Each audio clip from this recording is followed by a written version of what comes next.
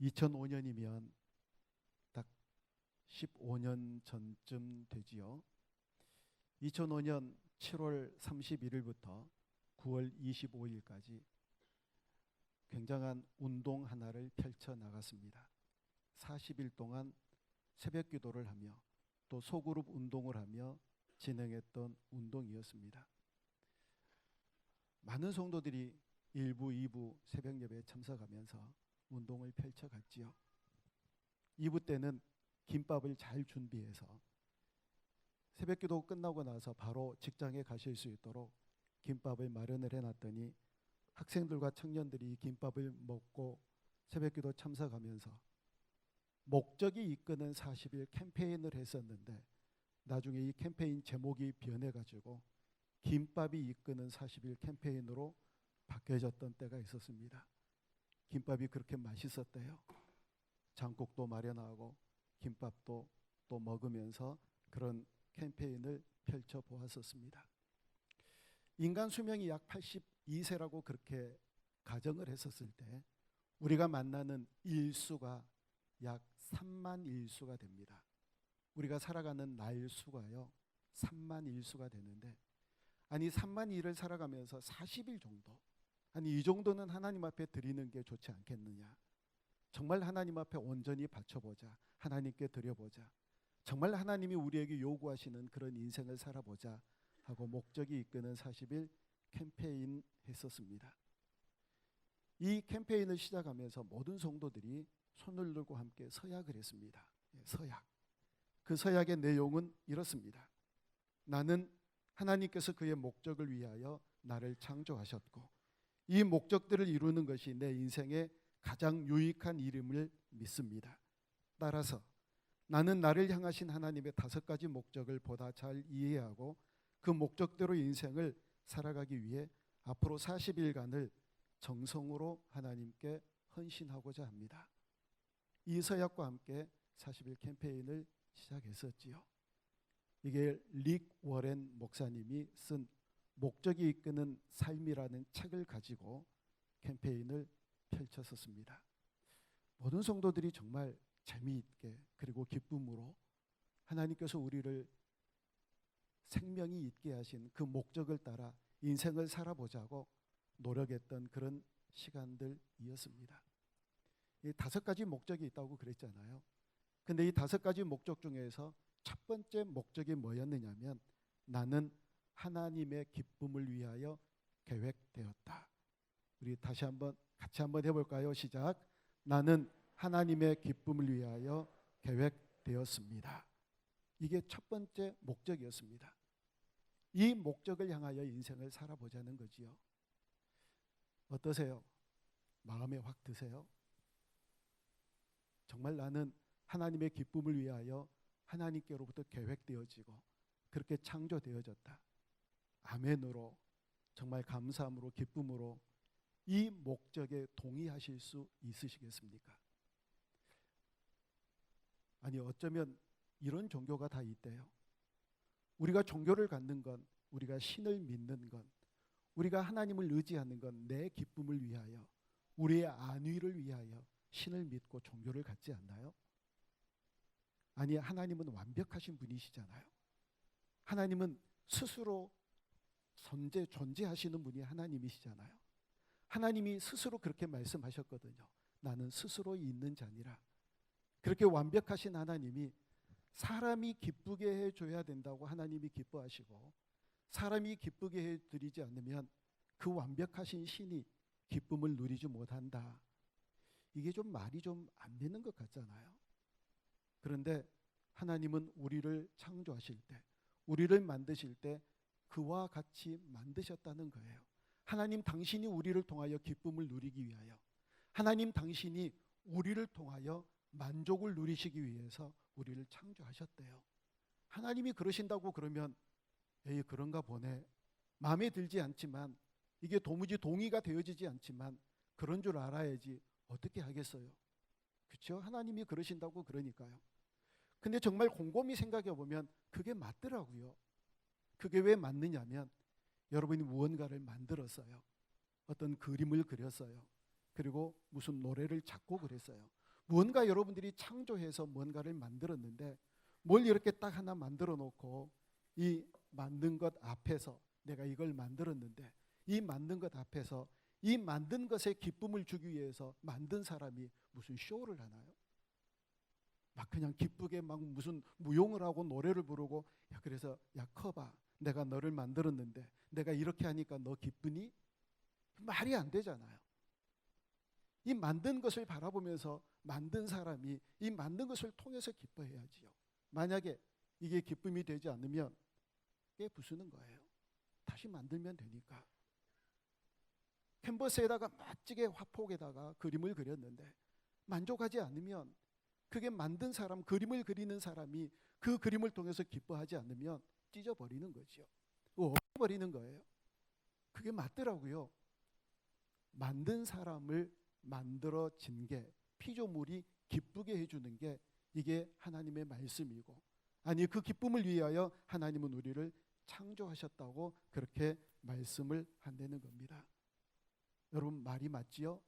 우리 정서에 안 맞아 보여도 아니 하나님이 완벽하시고 우리가 기쁨을 드려야 기뻐하신다니 그렇게 살아야지요. 이게 첫 번째 우리 인생의 목표라는 얘기입니다. 그런데 사람뿐만 아닙니다. 사람만 만드신 하나님을 기쁘시게 해드리는 것이 아니라 모든 우주 만물이 하나님을 기쁘시게 해드린다라고 그렇게 얘기를 하고 있거든요. 여러분 가만히 생각해 보십시오. 모든 길이가 1m 길이가 되고 폭이 그러니까 모든 폭이 1m가 되고 높이가 55m가 되고 1분에 1억 7천 리터의 물을 쏟아내는 폭포가 있답니다. 나이아가라라고 하는 폭포지요. 가보신 분 계시죠? 저도 한번 가봤거든요. 저 물이 어떻게 떨어질까? 아니 1분에 1억 7천 리터가 떨어진다는 건 어떻게 계산을 했을까? 1분 동안 받아봤을까요 저걸? 그래가지고 쟀을까요? 아니 그런데 과학적으로 이렇게 저렇게 증명해 보였답니다. 저게 1분 만에 1억 7천 리터가 쏟아진대요. 관광객들이 볼 때는 쏟아지고 관광객들이 없는 저녁에는 물을 잔뜩 모았다가 쏟아지고 그런가요? 이게 계속 우리가 잠자고 있을 때도 그만큼만 양이 쏟아지잖아요. 아니 언제부터 쏟아졌을까요? 하나님께서 만드신 그때부터 쏟아졌을 거잖아요. 도대체 이 물은 어디서부터 나올 건가요? 아세요? 이 엄청난 물이 도대체 어디서부터 쏟아졌을까? 어디로부터 왔을까? 사람은 도대체 어디에서부터 비롯되었을까요? 우리는 어디로부터 온 존재일까요? 이걸 성경이 예수님의 족보를 통하여서 우리에게 말씀해 주시더라고요. 누가복음 3장 23절을 보면 예수님의 족보를 이렇게 시작을 합니다. 어떻게 시작을 하느냐면 예수께서 가르치심을 시작하실 때에 30세쯤 되시니라. 사람들이 아는 대로는 요셉의 아들이니 요셉의 위는 헬리요. 위는 계속해서 23절부터 38절까지 나가요. 그래서 38절 마지막에 뭐라고 얘기를 하느냐면 그 위는 에노스요, 그 위는 셋이요, 그 위는 아담이요, 그 위는 하나님이시니라. 그리고 그 다음에는 얘기가 없어요. 하나님 위는 없다는 얘기입니다. 그러니까 우리의 존재는 하나님께로부터 비롯되어졌다고 성경이 예수님의 족보를 통하여서 얘기를 해줘요. 우리의 인간의 육신적인 조상은 아담이잖아요. 그런데 아담의 위는 하나님이세요. 그리고 그 위는 없습니다. 우리는 어디로부터 났을까요? 하나님께로부터요. 우리 인생은 하나님께로부터 왔기 때문에 여러분 그래서 그 하나님이 만드신 우리 인생은 하나님의 기쁨이 되기 위하여 창조되었다는 사실을 인정할 수밖에 없다는 겁니다. 사람뿐만 아니더라고요. 모든 만물이 다 그렇습니다. 모든 만물이 하나님께로부터 왔다고 성경은 분명하게 얘기합니다. 우리 로마서 11장 36절 말씀을 우리 같이 한번 읽습니다. 로마서 11장 36절입니다. 시작. 이는 만물이 주에게서 나오고 주로 말미암고 주에게로 돌아갑니다. 그에게 영광이 세세에 있을지어다. 아멘. 만물이 주에게서부터 나옵니다. 그리고 모든 것이 주님께로 돌아갑니다. 여러분, 다윗과 같은 걸작의 인생을 살았던 사람, 다윗이 얼마나 놀라운 인생을 살았나요? 얼마나 많은 것들을 누리면서 살았나요? 큰 소리 칠 수 있었고 많은 권력을 가지고 있었고, 그보다도 높은 권력이 없을 만한 높은 권력을 가지고 있었고, 그보다도 누릴 수 있는 사람이 있을까라고 생각할 만큼 풍부한 모든 것을 누렸던 다윗이 그 마지막 말년에 뭐라고 그런지 아세요? 내가 누렸던 이 모든 것 하나님께로부터 왔습니다. 하나님께로부터 왔습니다. 부, 귀, 존귀하게 된 것, 강하게 한 것, 크게 된 것, 이 모든 것이 하나님께로부터 비롯되어졌다고 고백하거든요. 누려봤던 다윗이요. 다윗이 이 고백을 할 때 하나님 얘기하지 않아도, 그래, 다윗은 얼마든지 그렇게 얘기할 만해. 뛰어난 인생을 살았잖아. 정말 놀라운 그런 인생을 살았잖아. 다윗은 그렇게 얘기할 만해. 이렇게 인정을 할 수 있을 만한 이 다윗조차도 자기가 누렸던 그 모든 것 하나님께로부터 비롯되어졌다고 고백한다면 우리가 뭘 주저할 수 있겠습니까? 하나님께로부터 비롯되어졌지요. 모든 만물이요, 모든 만물이 어느 것 하나도 남김없이, 우리가 만약 예수님을 믿는 사람이 분명하다면 이 사실을 인정하는 것으로부터 신앙생활이 출발해야 된다는 사실입니다. 그렇구나, 나는 하나님께로부터 비롯되어졌구나. 모든 만물 또한 하나님께로부터 비롯되어졌구나. 왜 이 사실을 인정하는 것이 중요한가? 여러분, 이 사실을 인정하는 게, 그게 도대체 인정하고 안 하고 이게 뭐가 중요하지? 이 중요한 이유가 있더라고요. 출애굽기 15장 19장 5절 말씀을 우리 같이 한번 읽어봅니다. 출애굽기 19장 5절입니다. 시작. 세계가 다 내게 속하였나니 너희가 내 말을 잘 듣고 내 언약을 지키면 너희는 모든 민족 중에서 내 소유가 되겠고. 아멘. 자, 이 말씀을 보십시오. 하나님이 선포하세요. 세상은 내 것이다. 이 모든 세상은 다 내 것이다. 그렇게 선포하시면서 말씀하세요. 그러면 이 사실을 인정한다면, 세상 모든 것이 하나님께로부터 비롯되어졌고 하나님이 주인이시라는 사실을 인정하는 너희들이 만약에 인정하면 너희들은 내 소유로 삼겠다. 하나님이 우리를 하나님의 소유로 삼으시겠대요. 이게 도대체 뭐가 중요할까요?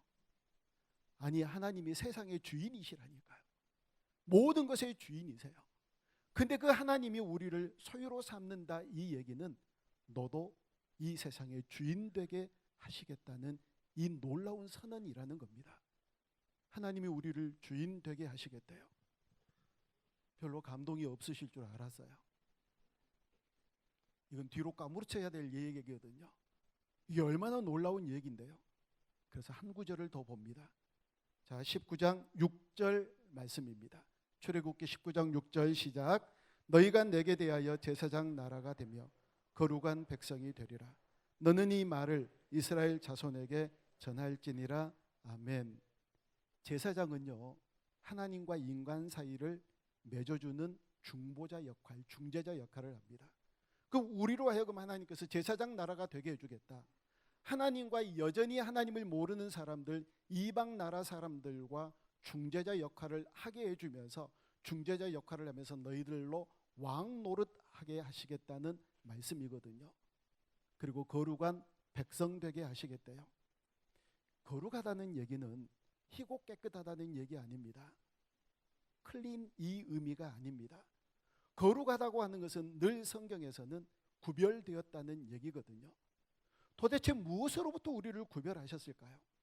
사망에서 생명으로 구별하셨습니다. 저주에서 축복으로 우리를 구별하셨습니다.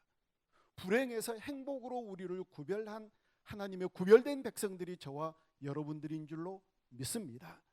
절망에서 소망 가운데로 우리를 구별하신 분이 우리 하나님이십니다. 이게 우리에게 놀라운 은혜거든요. 아니, 어쩌다가 이와 같은 축복을, 이와 같은 구별된 백성들 되었을까요? 이게 우리에게 감동이 안 되는 이유는 여전히 우리가 애굽에 살 수 있고 여전히 우리가 바벨론 포로와 같은 그런 인생일 수 있으니까요. 이스라엘 백성들은 애굽에서 노예 생활을 했던 적이 있었거든요. 하나님께서 그 애굽에서 가나안 땅으로 그들을 구별해 내셨고, 이스라엘 백성들이 바벨론의 포로 생활한 적이 있었잖아요. 하나님께서 그 바벨론의 포로 가운데서 그들을 구별해서 인도해 내셨고, 하나님께서 예수 그리스도를 이 땅에 보내셔서 죽음 가운데 살아가고 있는 우리들을 생명 가운데로 구별해 내셨잖아요. 하나님께서 우리를 그렇게 구별해 놓으셨고 그런 백성 삼으셨다는 얘기입니다. 그런데 여전히 우리가 애굽과 같은 그런 인생을 살아가고 있는 거예요. 여전히 우리가 바벨론 포로와 같은 그런 답답한 인생을 살아가고 있는 겁니다. 아니, 하나님이 우리에게 이 세상의 주인이시고 왕노릇하게 하셨으면서 여전히 왜 우리는 찌질한 그런 인생을 살아갈 수밖에 없나? 그러니까 이게 감동이 안 되는 겁니다.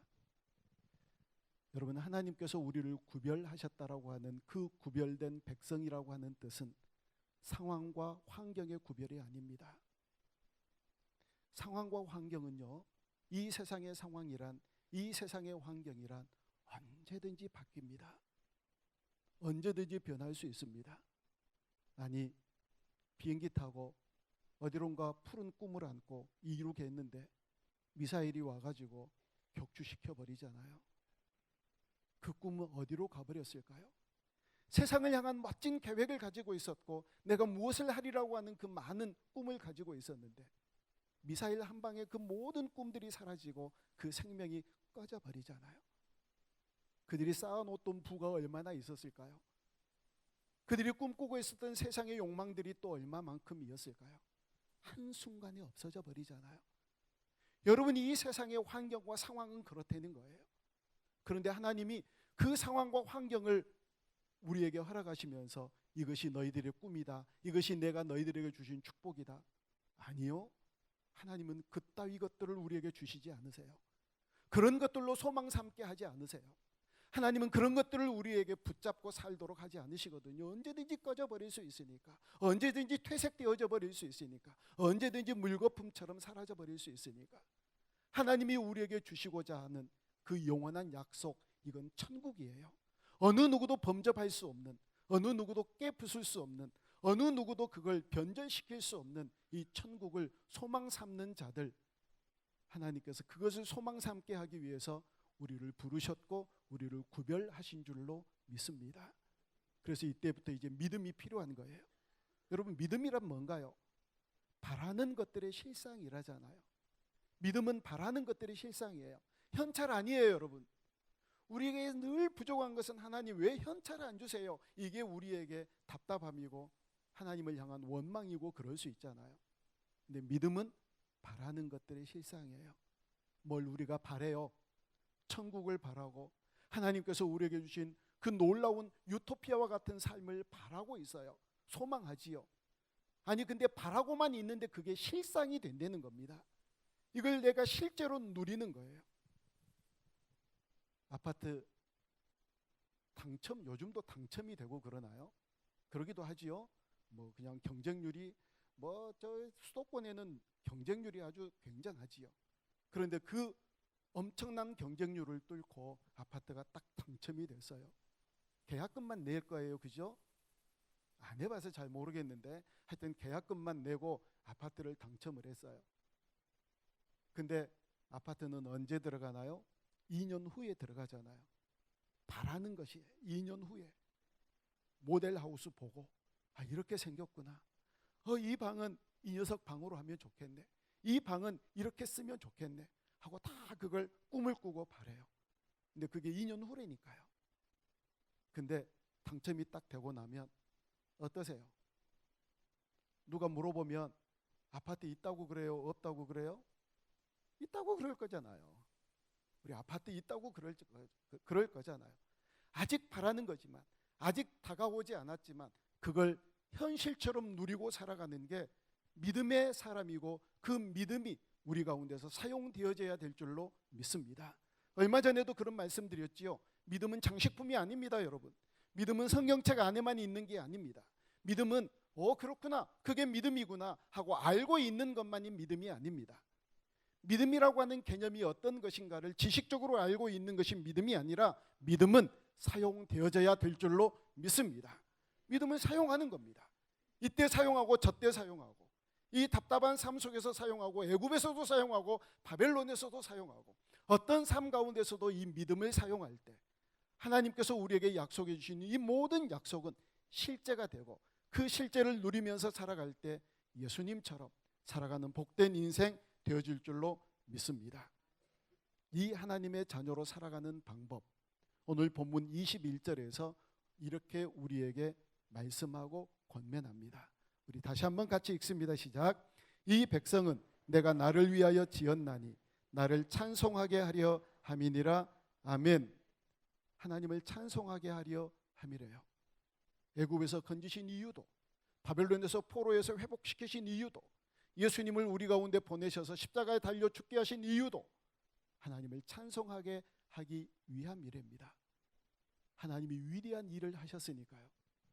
여러분, 성경에 나오는 찬송이라고 하는 단어가 언제 나오느냐면 첫 번째 나오는 단어가 출애굽기 15장에 나옵니다. 근데 이 출애굽기 15장에서 왜 찬송이라고 하는 단어가 나오느냐면, 얘기를 들어보면 그러겠네, 그럴 수밖에 없겠네, 당연하네, 그러거든요. 궁금하시죠? 홍해를 건넌 다음입니다. 그 엄청난 바다가 갈라지는 놀라운 기적을 바라보고, 뒤에서는 애국 군대가 계속 쫓아오는데, 죄송해요, 이런 표현을 해서 제가 이런 표현을 잘 안 하는데, 똥줄이 얼마나 탔겠어요. 그렇게 얘기들 하잖아요. 아니, 뒤에서 쫓아온다고요. 뒤에서 그 막강한 애굽의 군대가 계속해서 병거를 타고 뒤에서 쫓아오는데, 그 모든 이스라엘 백성들이 바다를 건너자마자 이 바다가 다시 합쳐져서 그 무섭고 위협적인 애굽의 군대들이 바닷속에 수장되는 그 모습을 바라보면서 이스라엘 백성들이 처음으로 하나님을 찬송합니다.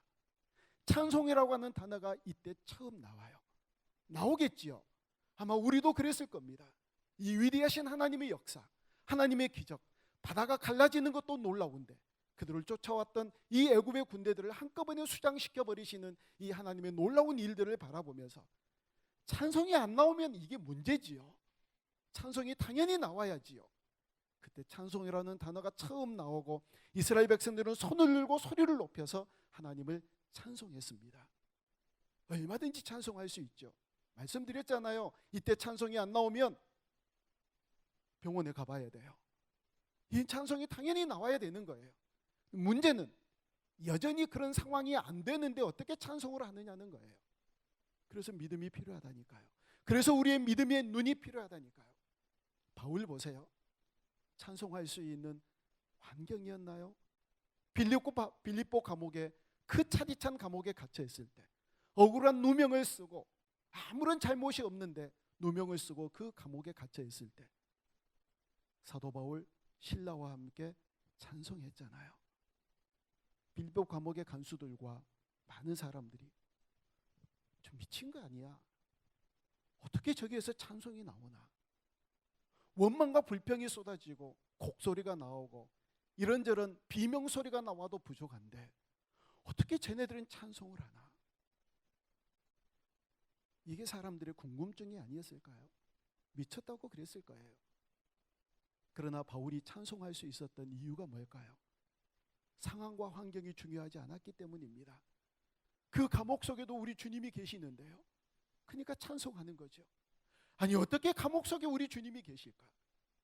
높고 존귀하신 보좌에 계셔야 될 우리 주님이 어떻게 이 쾌쾌한 냄새가 나는 이 감옥에까지 오셨을까? 찬송이 나오는 거지요. 상황과 환경 아니라니까요. 그래서 사도 바울은 찬송했고, 어떤 상황과 환경 속에서도 우리 주님 계시니까 거기서 찬송한 줄로 믿습니다. 원래 인간은요, 그렇게 지으셨거든요. 찬송하는 존재로요. 에덴 동산에서 그렇게 찬송했잖아요. 그런데 죄 때문에 에덴 동산 어디로 가버렸잖아요.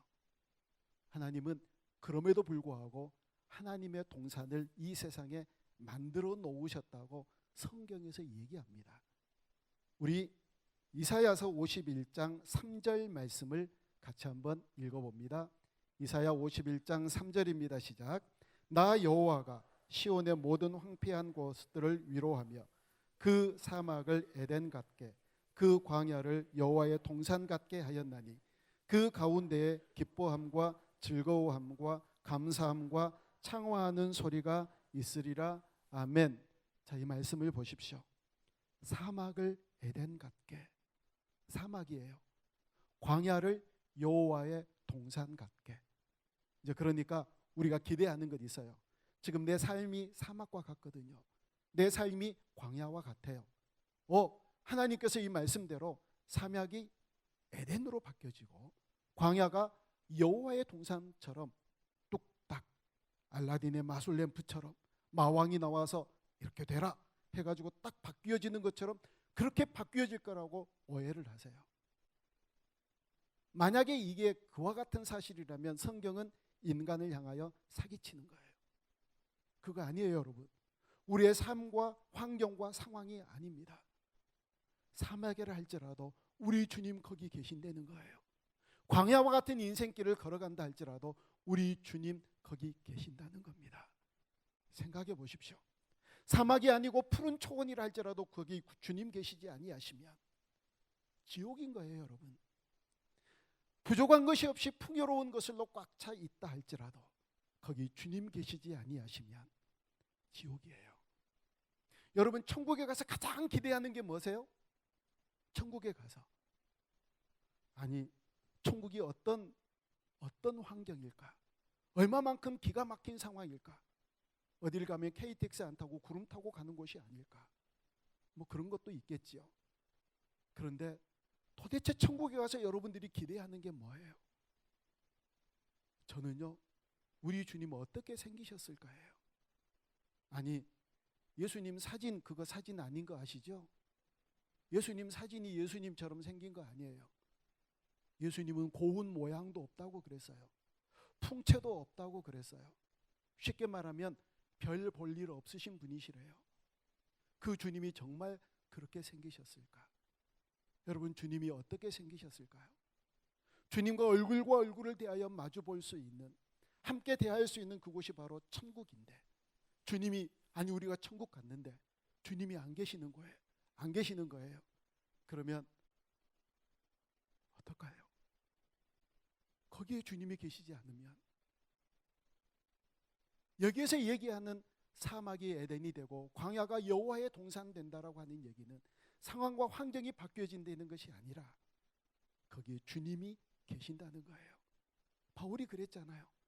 그 감옥 속에서도 주님과 함께 있었기 때문에 찬양이 나왔던 것처럼 우리가 어디에 있든지 그 주님이 우리와 함께 계심으로 그 주님을 찬양하고 그 주님을 높여드리며 살아가는 인생 되어야 될 줄로 믿습니다.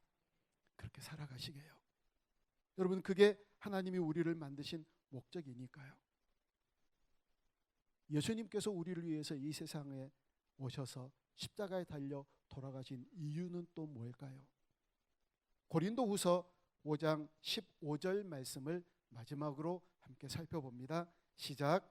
그가 모든 사람을 대신하여 죽으심은 살아있는 자들로 하여금 다시는 그들 자신을 위하여 살지 않고 오직 그들을 대신하여 죽었다가 다시 살아나신 이를 위하여 살게 하려 함이라. 아멘. 짜증 안 나세요? 아니 내가 예수님 믿고 한몫 보려고 그랬는데, 아니 내가 예수님 믿고 좀 팔자 펴려고 그랬는데, 좀 신세 좀 나아질 줄 알았는데, 예수님께서 우리를 위하여 십자가에 달려 돌아가시는 이유는 우리로 하여금 그분을 위해서 살게 하시기 위함이래요. 근데요, 그분을 위해서 살아가는 인생으로 여러분들의 인생이 변하면 세상에 그 어떤 것이 주지 못하는 기쁨을 우리에게 주님이 허락해 주실 줄로 믿습니다. 주님의 말씀은 공허하지 않습니다. 주님의 말씀은 헛되지 않습니다. 이걸 아는 사람은 압니다. 아시죠? 예수님이 우리와 함께 거하심으로, 예수님이 나의 구세주 되어주심으로 그 주님 때문에 누리는 기쁨이 어떠한가, 그 주님 때문에 누리는 행복이 어떠한가, 이건 아는 사람이 압니다. 그러니까 여기 나와 앉아 계시잖아요. 이 추운 겨울날, 별로 안 춥나요? 텔레비 보면 재밌는 것도 많이 하는데 나오면 또 헌금도 해야 되고 또 이런저런 봉사와 수고도 해야 되고, 찬양하신 분들은 9시에 예배드리면 8시쯤 오시거든요. 이런저런 수고를 아끼지 않는 이유가 뭘까요? 도대체 이게 뭐지요? 예수님 때문에요. 예수님께서 우리를 십자가에 달려 돌아가셔서 우리를 구원하신 목적이 그분을 위하여 살게 하시기 위함이라는 이 사실을 믿음으로 받아들이니까요. 사랑하는 여러분, 우리 2020년 한 해 동안 우리가 어떻게 살아가야 될까? 이 말씀의 기초를 잘 놓았으면 좋겠습니다. 우리는 하나님을 위해서 지음받은 존재입니다. 하나님의 기쁨을 위해서 하나님께서 만드신 그런 존재인 줄로 믿습니다. 그 하나님의 기쁨이 되어질 때 놀라운 축복과 은혜가 우리 가운데 넘치게 될 줄로 믿습니다. 여러분의 아이들이 어렸을 때 엄마 아빠에게 뭘 좀 했어요. 이제 뭘 이렇게 심부름을 했어요. 자, 여러분 생각해 보세요. 엄마 아빠를 위해서 아이들이 심부름하면 그 아이들 때문에 편하세요? 아니면 더 일거리가 많아져요? 더 일거리가 많아져요. 아니, 다 키워보셨잖아요. 애들이 엄마 아빠를 위해서 뭘 한다고 그래요. 그러면 이게 가만히 어디 가가지고 쥐죽은도 조용히 있는 게 이게 도와주는 거지, 얘가 뭘 하는 게 이게 전혀 도와주는 게 아니거든요. 작은 가위가 필요한데 이딴만한 큰 가위를 가져오면 그 가위 다시 가져다 놓고 작은 가위를 가져와야 되는 왕복의 수고가 필요해요. 아이들이 도와주는 게 이게 도와주는 게 아니에요. 근데 아이들이 그렇게 하면 기쁘세요? 안 기쁘세요? 기뻐요. 왕복의 수고가 필요하지만 부모가 기뻐요. 애들은요, 그거 하나 가져다 놓고 제대로 한 것도 아닌데 얼마나 뻐기는데요. 진짜 지니들이 잘한 줄 알아요. 그걸 정말 잘한 줄 알고 목에다 힘주고 계속 돌아보고 엄마가 기뻐하는지 안 기뻐하는지 뻐기는 거 보면 웃기지도 않잖아요. 그럼에도 불구하고 또 부모들은 또 기뻐해요. 그러니까 부모 자식 간은 웃기는 관계예요. 저는요, 웃기는 관계라고 생각해요. 그게 하나님과 우리와의 관계하고 똑같아요, 여러분. 하나님이 그래서 우리에게 결혼의 제도를 주셨고, 그래서 자녀들을 낳게 하는 복을 주신 거예요. 그 자녀들을 통하여서 하나님과 우리와의 관계가 어떠한가를 보게 하기 위해서요. 기쁘잖아요.